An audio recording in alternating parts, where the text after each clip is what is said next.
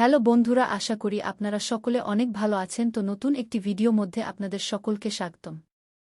তো কথা না বলে চলুন শুরু করা যাক। মেয়েদের নিয়ে কিছু কথা চোখের পানি চলে আসলো।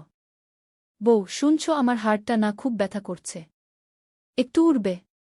স্বামী, ধুর, এত রাতে রাত জেগে কি বলো এগুলো? শুয়ে পড়ো। কয়টা বাজে দেখেছ? কাল অফিস আছে আমার। বউ অসহ্য বুকের ব্যথা নিয়ে রাতটা কাটিয়ে দিল।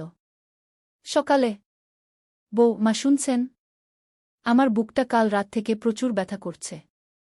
শাশুড়ি, ওই হবে গ্যাস্ট্রিকে। যাও ওষুধ খেয়ে কাপড় বিছানা চাদর সব ধুয়ে আনো। যাও তো দেখি, অনেক বেলা হয়ে গেল।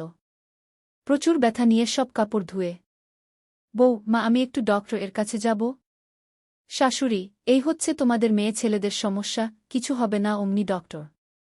আমাদেরকে দেখো, একা হাতে সব সংসার সামলেছি, জীবনে ডক্টর কেমন চোখেও দেখিনি। বউ, আসলে মা বুকটা খুব ব্যথা করছে, সহ্য হয় না আর।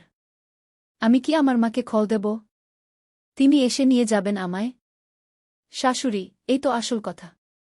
কি বাপু, বাপের বাড়ি যাবে তো, তা তোমার স্বামীকে বললেই যেতে পারতে, এত নাটকের কি আছে?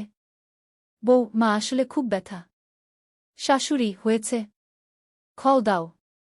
বলো আমাকে আমার বাপের বাড়ি রেখে আসো, বেড়াতে যাব কদিনের জন্য।